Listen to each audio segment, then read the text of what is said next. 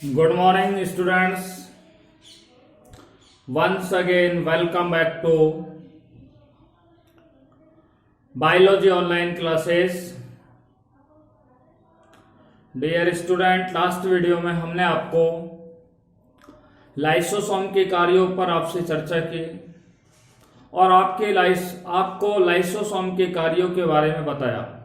मैंने आपको बताया कि लाइसोसोम के निम्न कार्य होते हैं। नंबर 1, अंतरकोश के पाचन की क्रिया में लाइसोसोम सहायक होता है, नंबर 1। नंबर 2, लाइसोसोम बाह्य कोशिकीय पाचन की क्रिया में सहायक होता है।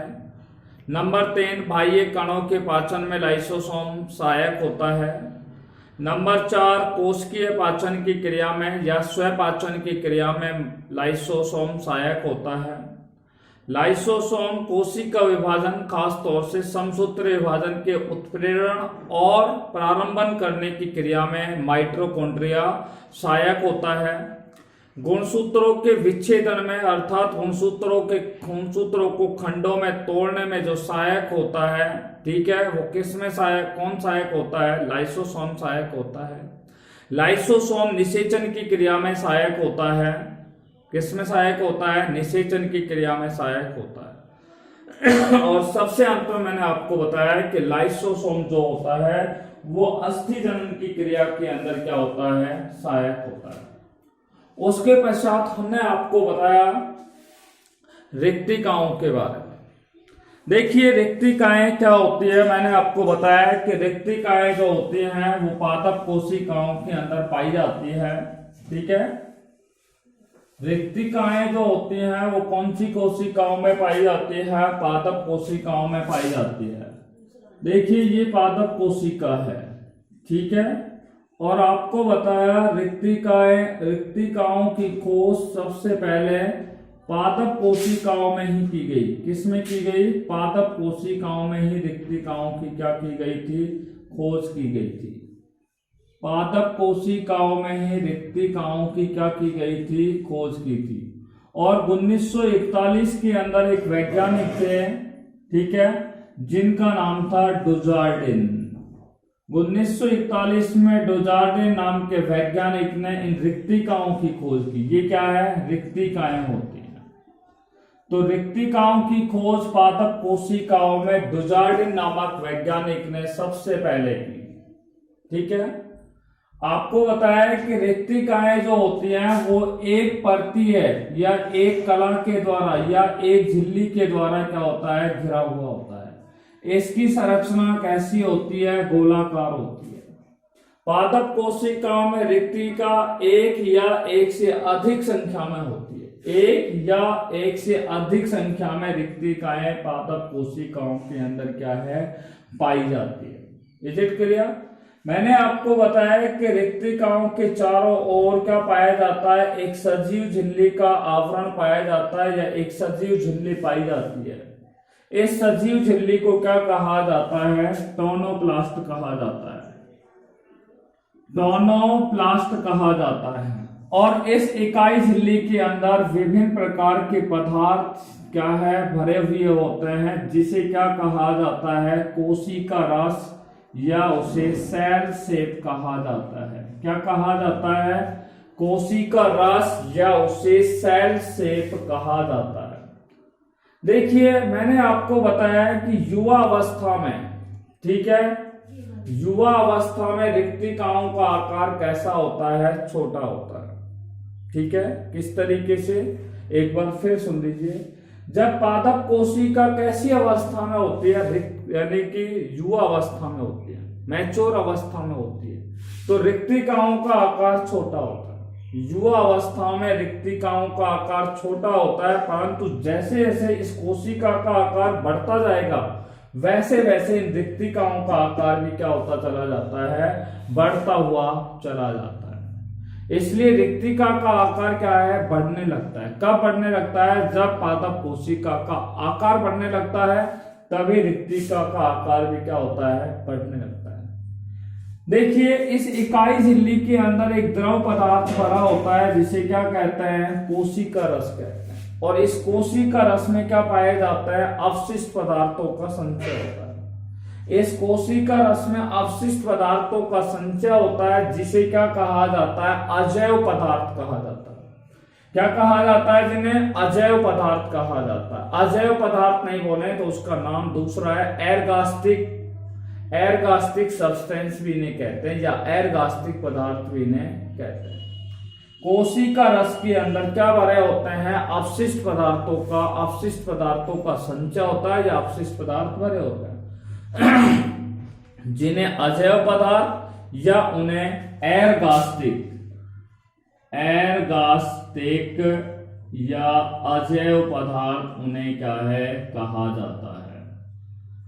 देखिए, कोशिका रस में जो अजैव पदार्थ होता है वो कौन कौन से होता है? मैंने बताया कि इस कोशिका रस के रूप में जो अजैव पदार्थ भरे होते हैं वो कौन कौन से होते हैं? एक होता है एमिनो अम्ल होते हैं, शर्कराएं होती हैं, खनिज लवण होते हैं, वर्णक द्रव होता है, कार्बनिक पदार्थ होते हैं जो घुलित अवस्था के रूप में इस रिक्तिका के अंदर क्या है भरे हुए होते हैं।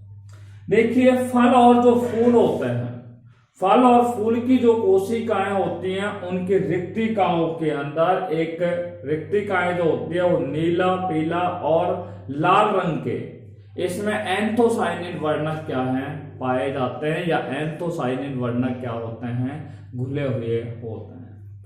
यहां तक मैंने आपसे लास्ट वीडियो में आपसे चर्चा की। आज जो हम अध्ययन करने जा रहे हैं वो है रिक्तिकाओं के प्रकार, टाइप ऑफ वैक्यूल्स पर आज हम आपसे चर्चा करने वाले हैं। Today we are going to discuss about type of vacuoles, रिक्तिकाओं के प्रकार पर आपसे हम चर्चा करेंगे। देखिए, रिक्तिकाएं कितने प्रकार की होती है। देखिए, लेसन नंबर 8 है। मैं आपसे बार बार बोल रहा हूं कि ये चैप्टर बहुत ही बड़ा है। साइटोलॉजी का ये चैप्टर है जिसका नाम है cell the unit of life, कोशिका जीवन की इकाई। ठीक है, और हम यहाँ पर आपसे बात कर रहे हैं आज का जो टॉपिक है।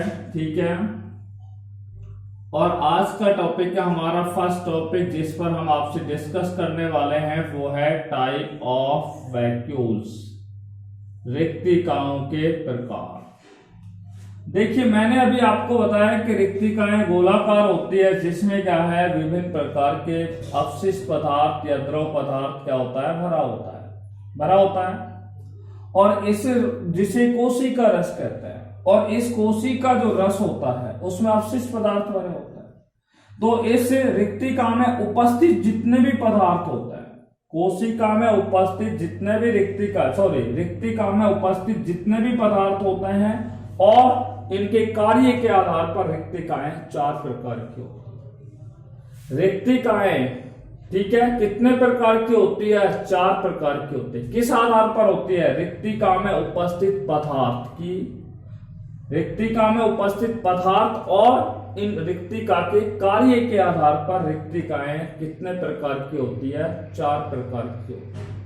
रिक्तिका में उपस्थित पदार्थ, रिक्तिका में कौन से पदार्थ भरे हैं? अमीनो अम्ल भरे हैं, खनिज लवण भरे हैं, शर्करा भरी है, सुक्रोज है, फ्रक्टोज है, ग्लूकोज है, ये शर्कराएं इसके अंदर भरी होती है। साथ में मैंने आपको बताया इनके अंदर कार्बनिक पदार्थ भरे होते हैं, वर्णक द्रव के रूप में इनके अंदर क्या है घुलित अवस्था के अंदर भरे होते हैं। तो और इनके कार्य के आधार पर, किनके? रिक्तिकाओं के कार्य के आधार पर रिक्तिकाएं कितने प्रकार की होती है? 4 प्रकार की होती है।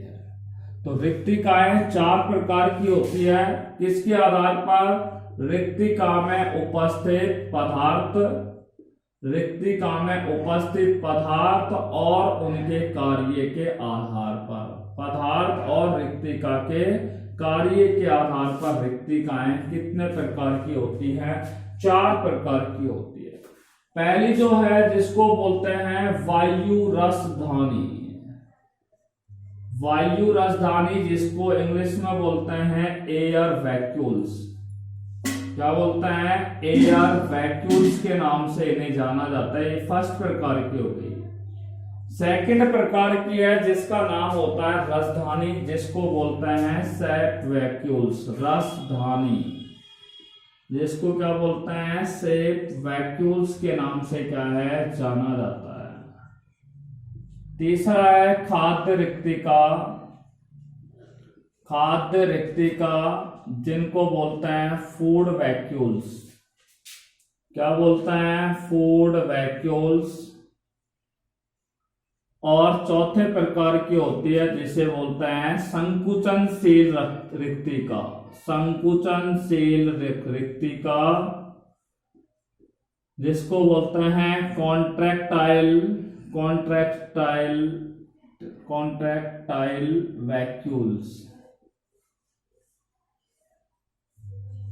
देखिए रिक्तिकाएं कितने प्रकार की होती हैं? 4 प्रकार की। वायु राजधानी, खाद्य रिक्तिका और संकुचनशील रिक्तिका। सबसे पहले हम बात कर रहे हैं वायु राजधानी के बारे में। देखिए ये वायु राजधानियां होती हैं और वायु राजधानियां केवल और केवल प्रोकैरियोटिक कोशिकाओं में ही क्या है? पाई जाती है। वायु राजधानियां किसमें पाई जाती है? प्रोकैरियोटिक कोशिकाओं के अंदर पाई जाती है। केवल वायु राजधानियां, ठीक है, ये किसमें पाई जाती है? प्रोकैरियोटिक कोशिकाओं के अंदर वायु राजधानियां क्या है? पाई जाती हैं। और आपको बता दूं ये वायु राजधानियां जो होती हैं ये उपापचयी गैसों का संचय करती है। उपापचयी गैसों के संचय का कार्य करती है। कौन से? उपापचयी गैसों के संचय में क्या होती है? सहायक होती है। उपापचयी गैसों के संचय में सहायक होती है। गैसों के संचय में सहायक होती है।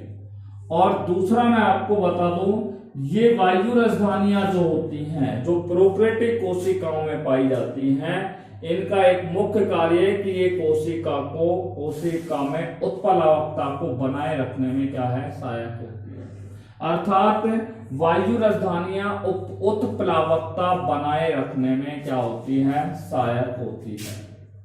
उत्प्लावकता बनाए रखने में क्या होती है? सहायक होती है।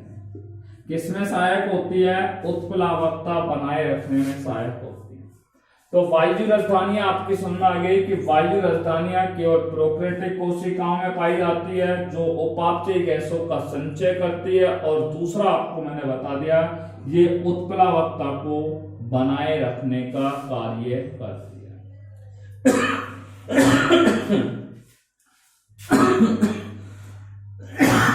दूसरी है राजधानी जिस पर हम आपसे बात करने जा रहे हैं। देखिए राजधानी आपको बता रहे हैं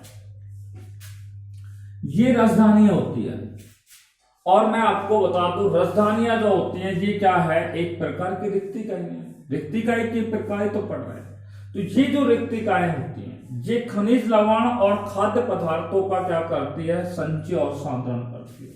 राजधानियां क्या करती है? खनिज पदार्थ, ठीक है, खनिज नहीं, खाद्य पदार्थ, ठीक है, खाद्य पदार्थ और खनिज लवण, खाद्य पदार्थ और खनिज लवणों के, खाद्य पदार्थ और खनिज लवण जो होते हैं, खाद्य पदार्थ और खनिज लवणों के संचय के अंदर क्या होती है? सहायक होती है। ठीक है। और ये खाद्य पदार्थ और खनिज लवणों के संचय के साथ साथ उनका सांद्रण करने का कार्य भी करती है। राजधानियां जो होती हैं वो खाद्य पदार्थ और खनिज लवणों के संचय के साथ साथ इनका क्या करती है? सांद्रण भी करने में क्या होती है? सहायक होती है। तो राजधानियां खाद्य पदार्थ और खनिज लवणों के संचय और सांद्रण की क्रिया के अंदर क्या होती है? सहायक होती है। नेक्स्ट होती है खाद्य रिक्तिका। देखिए खाद्य रिक्तिका एक ही काम करती, ज्यादा नहीं करती। यानी कि इस प्रकार की जो रिक्तिका होती है, कौन सी? खाद्य रिक्तिका। खाद्य प्रकार की यानी कि खाद्य रिक्तिकाएं होती हैं वो खाद्य पदार्थों को पचाने में क्या होती है? खाद्य पदार्थों के पाचन में क्या होती है? सहायक होती है। तो खाद्य रिक्तिकाएं क्या है कि खाद्य पदार्थों के पाचन की क्रिया के अंदर क्या होती है? सहायक होती है। खाद्य पदार्थों के पाचन की क्रिया में क्या होती है? सहायक होती है।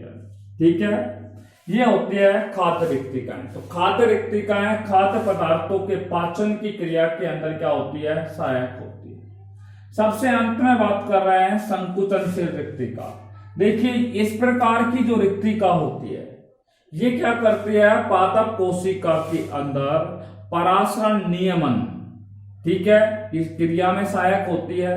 किसमें सहायक होती है? संकुचनशील रिक्तिका पादप कोशिका में परासरण नियमन की क्रिया में सहायक होती है। दूसरा मैं आपको बता दूं, संकुचनशील जो रिक्तिकाएं होती हैं, ठीक है, ये परासरण दाब और स्फीत दाब को भी संतुलित बनाए रखने में क्या होती है? सहायक होती है। साथ में ये संकुचनशील रिक्तिकाएं जो होते हैं वो उत्सर्जन की क्रिया में भी क्या होती है? सहायक होती है। एक बार फिर रिपीट कर रहा हूं, रिक्तिकाओं के प्रकार। रिक्तिकाओं में उपस्थित पदार्थ और कार्य के आधार पर रिक्तिकाएं 4 प्रकार के होते हैं। नंबर 1 वायु रसदानी, दूसरा रसदानी, तीसरा खाद्य रिक्तिका, चौथा संकुचनशील रिक्तिका। नंबर 1 वायु रसदानी केवल प्रोकैरियोटिक कोशिकाओं में पाई जाती है और इस प्रकार की रिक्तिका उपापचयी गैसों के संचय में सहायक होती है। दूसरा उत्प्लावकता को बनाए रखने में सहायक होती है। रसदानियां क्या काम करते हैं? 2 काम करती है, खाद्य पदार्थ और खनिज लवणों का संचय करती है और दूसरा है इनिकई मतलब खाद्य पदार्थ और खनिज लवणों की सांद्रण की क्रिया में सहायक होती है। तीसरा आपको बताया खाद्य रिक्तिका। खाद्य रिक्तिकाएं केवल ऐसी रिक्तिकाएं होती हैं जो खाद्य पदार्थों का ही क्या करती है? खाद्य पदार्थों का ही पाचन करने में सहायक होती है। संकुचनशील रिक्तिकाएं, पादप कोशिकाओं में ये संकुचनशील रिक्तिकाएं जो होती हैं वो 2 कार्य करती है। नंबर 1, ठीक है, संकुचनशील रिक्तिकाएं कुछ जंतुओं में भी पाई जाती है, मैं आपको बता दूं। तो ये संकुचनशील रिक्तिकाएं जो होती है वो 2 काम करती है। नंबर 1 रिक्तिकाएं जो होती है वो परासरण नियमन की क्रिया में सहायक होती है। पादपों के अंदर परासरण दाब और स्फीत दाब को संतुलित बनाए रखने में सहायक होती है। तीसरा ये उत्सर्जन की कार्य में क्या होती है? उत्सर्जन का कार्य करती है। कौन? संकुचनशील रिक्तिका। There are 4 types of vacuole. First one is air vacuole, second one is shape vacuole, third one is food vacuole, fourth one is contractile vacuole. ठीक है? In air vacuoles is only found in prokaryotic cells and it stores the metabolic gases. ठीक है? राजधानी देखिए, such type of vacuole which stores the food material and mineral salt, that is known as shape vacuoles. खाद्य रिक्तिका such vacuoles which is help in food digestion. Next संकुचनशील यानी कि contractile vacuole, such type of vacuole which is helpful in excretion and osmotic regulation, or which is mentioned, which is balance the osmotic pressure and turgid pressure, that is known as contractile vacuoles. देखिए, रिक्तिका के बाद हम बात करते हैं रिक्तिकाओं के कार्य। रिक्तिका के प्रकार के बाद हम बात करते हैं रिक्तिका के कार्य। देखिए, रिक्तिका के कार्य हैं उन पर हम बात करने जा रहे हैं। ये हमारा दूसरा टॉपिक है, functions of vacuoles. Functions of vacuoles. देखिए, रिक्तिकाओं के कार्य। रिक्तिकाओं के क्या कार्य हैं? देखो, मैंने अभी आपको बताया नंबर 1 कार्य मैं आपको बताने जा रहा हूं। बस पहला कार्य क्या है कि खाद्य पदार्थ और खनिज लवणों का संग्रहण। खाद्य पदार्थों का संग्रहण और क्या है? खाद्य पदार्थों का संचय। ठीक है, करने का जो कार्य किया जाता है, खाद्य पदार्थों का संग्रह। ठीक है, खाद्य पदार्थों का संग्रह जो किया जाता है, ठीक है, खाद्य पदार्थ और खनिज लवण। ठीक है, खाद्य पदार्थ और खनिज लवणों का संग्रह या संचय जो किया जाता है, संग्रह या संचय जो किया जाता है, खाद्य पदार्थ और खनिज लवणों का संग्रह या जो संचय किया जाता है वो रिक्तिकाओं के द्वारा किया जाता है। और मेजरली मैंने अभी आपको बताया था रसधानियों के द्वारा ये कार्य किया जाता है। खाद्य पदार्थ और खनिज लवणों का संचय या संग्रह जो किया जाता है वो रिक्तिका के द्वारा किया जाता है। और मैंने आपको बताया कि खाद्य पदार्थ और खनिज लवणों के संचय के साथ साथ ये सांद्रण की क्रिया में भी क्या होती है? सहायक होती है। तो रिक्तिकाओं का पहला कार्य आपके समझ में आ गया कि खाद्य पदार्थों का संग्रह और उनके सांद्रण की क्रिया में क्या है, रिक्तिकाएं सहायक होती हैं। ठीक है, देखिए रिक्तिकाएं क्या करती है, पादप कोशिकाओं के अंदर परासरण दाब और स्फीत दाब को बनाए रखने के अंदर क्या होती है, सहायक होती है। रिक्तिकाएं जो होती हैं वो पादप कोशिका के अंदर ऑस्मेटिक प्रेशर और स्फीत प्रेशर यानी कि स्फीत दाब, परासरण दाब और स्फीत दाब को बनाए रखने में क्या होती है, सहायक होती है। To maintain the osmotic pressure and target pressure. ठीक है, तो रिक्तिकाएं पादप कोशिका में परासरण दाब और स्फीत दाब को बनाए रखने में क्या होती है, सहायक होती है। नंबर 2 बात आपके समझ में आ गई। तीसरा मैं आपको बता दूं कि ये क्या काम करती है। मैंने अभी आपको संकुचनशील राजधानी बताई थी। संकुचनशील राजधानी क्या काम करती है, उत्सर्जन की क्रिया के अंदर क्या होती है, सहायक होती है। तो आपको मैंने बताया कि ये उत्सर्जित पदार्थों का क्या करती है, संचय करती है। नंबर 1, उत्सर्जित पदार्थों का संचय कर उपापचयी क्रियाओं को बाधित होने से क्या करती है, बचाने का कार्य करती है। रिक्तिकाएं जो होती हैं वो उत्सर्जित पदार्थों का संचय करती है और उपापचयी क्रियाओं को बाधित होने से बचाने का क्या करती है, कार्य करती है।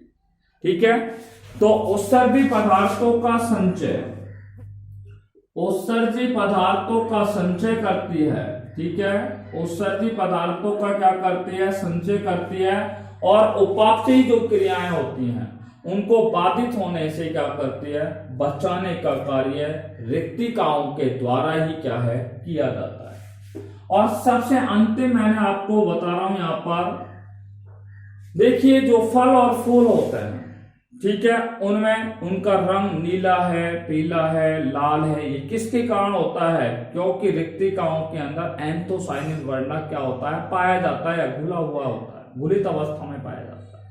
तो एंथोसायनिन के कारण ही, ध्यान से सुनना, एंथोसायनिन के कारण ही फल और फूलों के प्रकीर्णन में, एंथोसायनिन के कारण फल और फूलों के प्रकीर्णन में ये क्या होता है, सहायक होता है। एंथोसायनिन वर्णक के कारण ही ये फल, एंथोसायनिन वर्णक के कारण ही रिक्तिकाएं जो होती हैं वो फल और फूलों के प्रकीर्णन में क्या होती है, सहायक होती है।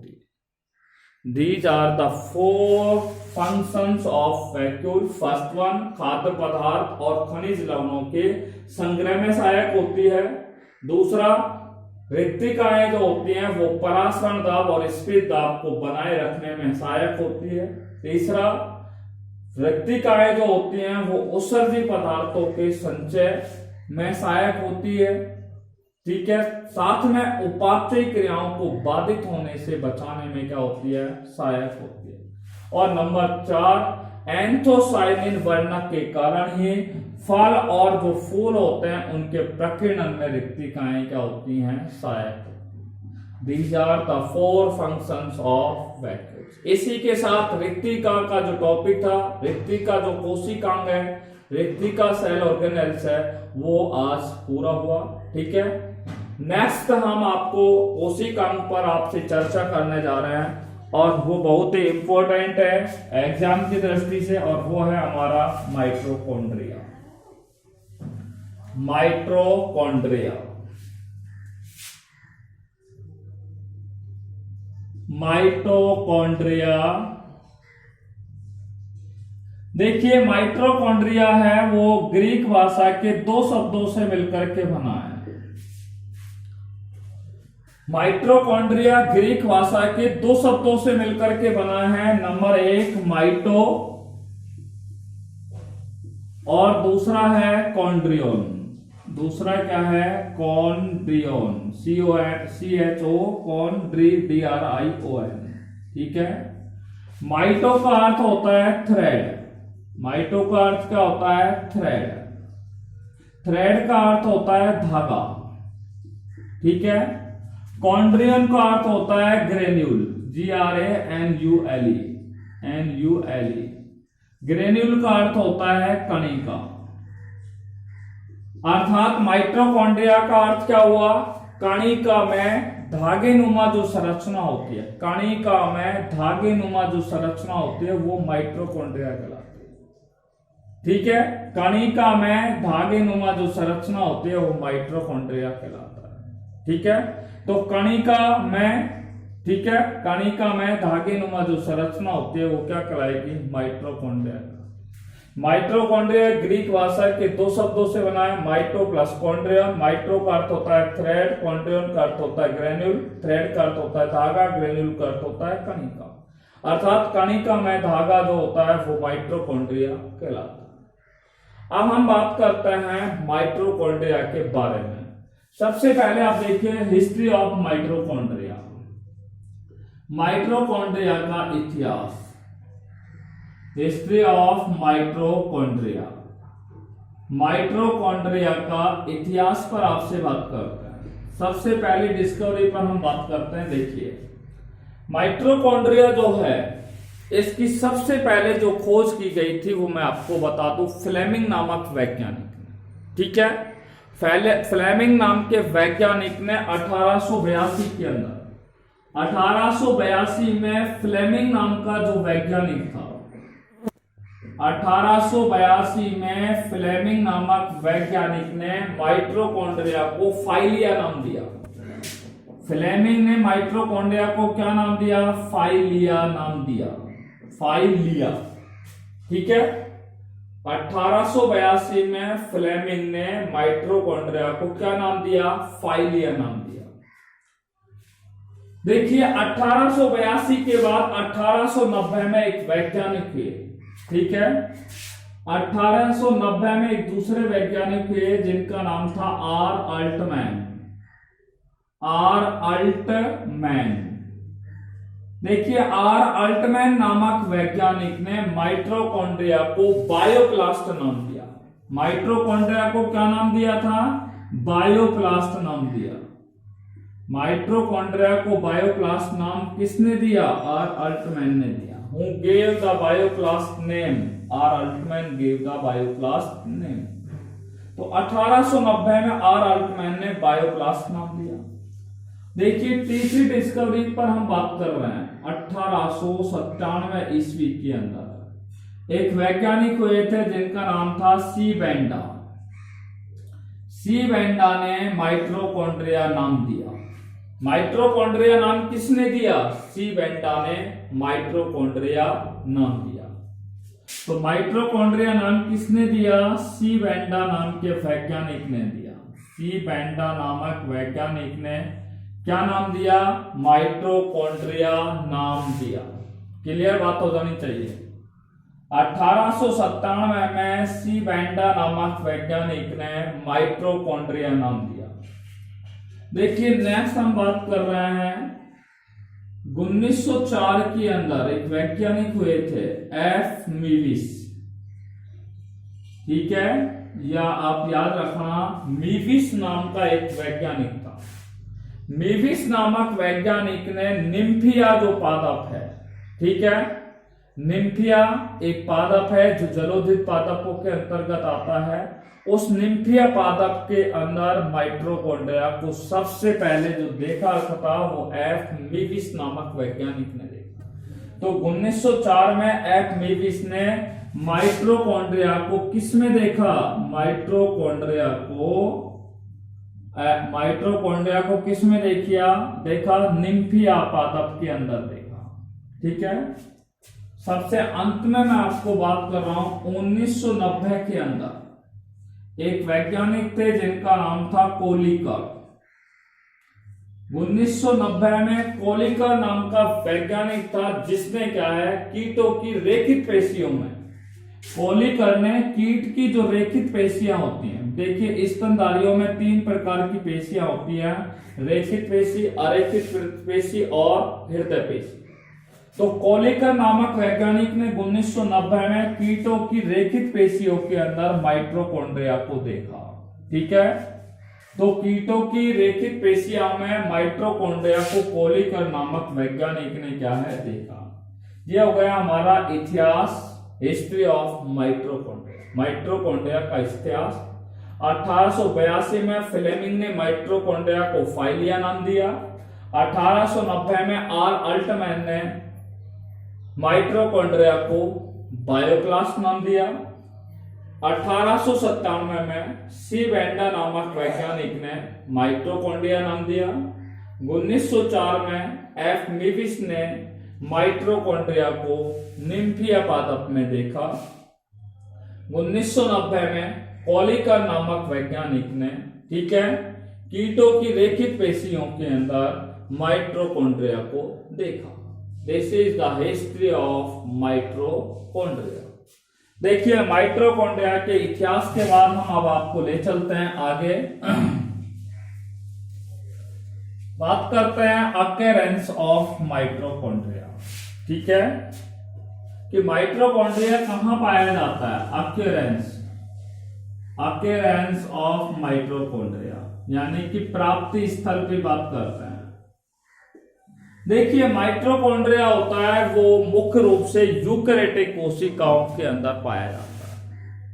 सभी यूकेरियोटिक कोशिकाओं में माइटोकॉन्ड्रिया क्या है, पाया जाता है। कौन सी कोशिकाओं में पाया जाता है, यूकैरियोटिक कोशिकाओं के अंदर क्या है, माइटोकॉन्ड्रिया पाया जाता है। जैसे ये जंतु कोशिका है, इस जंतु कोशिका में एक केंद्रक होता है, तो यहाँ पे क्या है, इसके पास में इस तरीके से ये संरचना पाई जाती है। इस संरचना को क्या कहा जाता है, माइटोकॉन्ड्रिया कहा जाता है, ठीक है।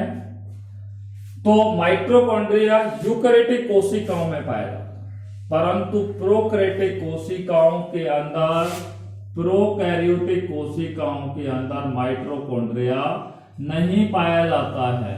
Mitochondria is absent in prokaryotic cells.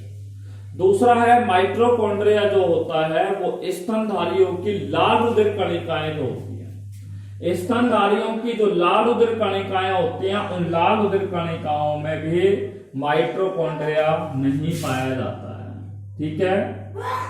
स्तनधारियों की जो लाल रुधिर कणिकाएं होती हैं, रेड ब्लड सेल्स होती है, रक्ताणु होते हैं, इरिथ्रोसाइट होती है, उनके अंदर माइटोकॉन्ड्रिया नहीं पाया जाता है, ठीक है। Mitochondria is absent in RBC, ठीक है, एंड प्रोकैरियोटिक सेल। प्रोकैरियोटिक कोशिका और स्तनधारियों के लाल रुधिर कणिकाओं में माइटोकॉन्ड्रिया का अभाव होता है। देखिए प्राप्ति के बाद हम बात करते हैं नेक्स्ट टॉपिक पर, और वो है हमारा shape and size of mitochondria, ठीक है। माइटोकॉन्ड्रिया का आकार और आकृति, shape and size of mitochondria. देखिए माइटोकॉन्ड्रिया के आकृति किस तरीके के होते हैं, मैं आपको यहाँ पे आकृति आपको दिखा रहा हूं।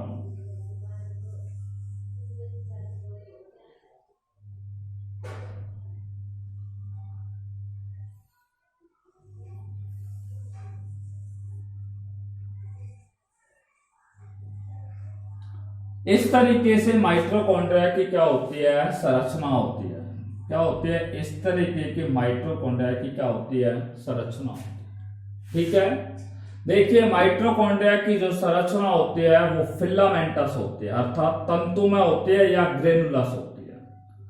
माइटोकॉन्ड्रिया की आकृति कैसी होती है, तंतुमय होती है।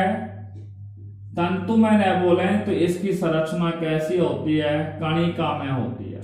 माइटोकॉन्ड्रिया की संरचना तंतुमय या कैसी होती है, कणिका में होती है, ठीक है। तो माइटोकॉन्ड्रिया की आकृति तंतुमय या कैसी होती है, कणिका में होती है। देखिए अब इनके व्यास के बारे में बात करते हैं। इनका जो औसत व्यास होता है, ठीक है, इनका औसत व्यास जो होता है वो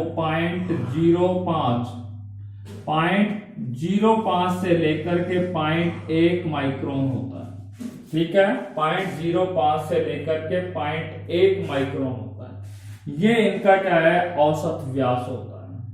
अगर माइटोकॉन्ड्रिया की औसत लंबाई पर हम बात कर रहे हैं तो माइटोकॉन्ड्रिया की औसत जो लंबाई होती है वो लगभग 5 माइक्रोन से लेकर के 8 माइक्रोन होती है।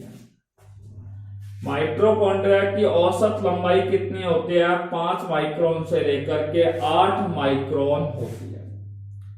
अगर हम बात कर रहे हैं कि माइटोकॉन्ड्रिया की किसी कोशिका में औसत संख्या कितनी होती है, तो माइटोकॉन्ड्रिया की किसी कोशिका में औसत संख्या मिनिमम कितनी होगी, कम से कम 50 होगी। ठीक है, किसी कोशिका में माइटोकॉन्ड्रिया की संख्या कितनी होगी, मिनिममली 50 होगी और मैक्सिमम कितनी होगी, 5000 तक माइटोकॉन्ड्रिया कोशिका के अंदर पाए जा सकते हैं। तो 50 से लेकर के 5000 औसत संख्या में माइटोकॉन्ड्रिया कोशिका के अंदर क्या है, पाए जाते हैं। परंतु यहां पर एक एक्सेप्शन है, एक अपवाद है। मैं आपको बता दूं, एक शैवाल होता है, ठीक है, उस शैवाल की प्रत्येक कोशिका में केवल एक ही माइटोकॉन्ड्रिया पाया जाता है और उस शैवाल का नाम है माइक्रोस्टेरियोज। माइक्रोस्टेरियाज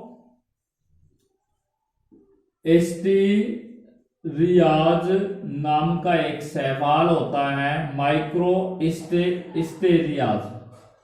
माइक्रोस्टेरियाज नाम का जो शैवाल होता है उसके अंदर केवल और केवल प्रत्येक कोशिका के अंदर एक ही क्या पाया जाता है, माइटोकॉन्ड्रिया पाया जाता है।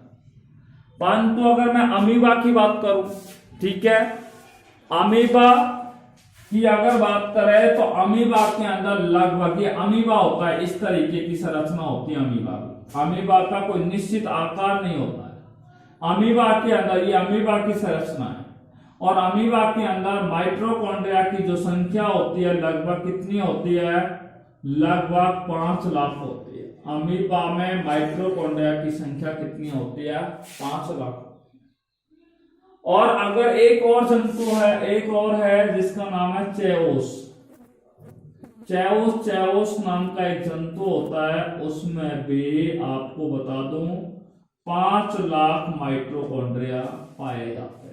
अमीबा और चेओस नाम के जीवों के अंदर या चेओस की कोशिका में माइटोकॉन्ड्रिया की संख्या लगभग कितनी होती है, 5 लाख होती है। अभी तक हमने आपसे बात की है माइटोकॉन्ड्रिया का मीनिंग ऑफ माइटोकॉन्ड्रिया। दूसरा हमने आपसे बात की हिस्ट्री ऑफ माइटोकॉन्ड्रिया।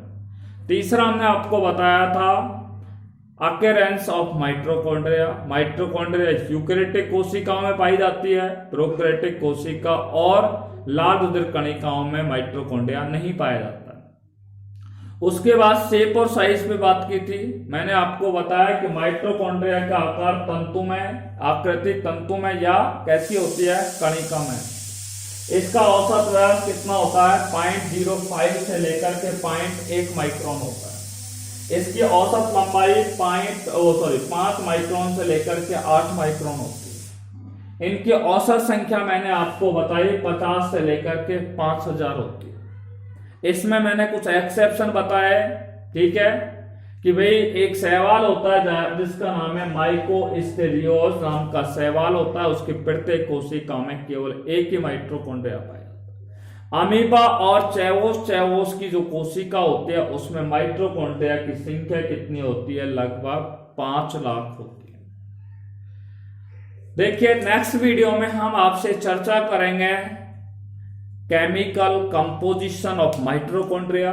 माइटोकॉन्ड्रिया का रासायनिक संगठन पर आपसे बात करेंगे। दूसरा हम आपसे बात करेंगे स्ट्रक्चर ऑफ माइटोकॉन्ड्रिया, ठीक है, और तीसरा हम पॉइंट पर बात करेंगे फंक्शंस ऑफ माइटोकॉन्ड्रिया।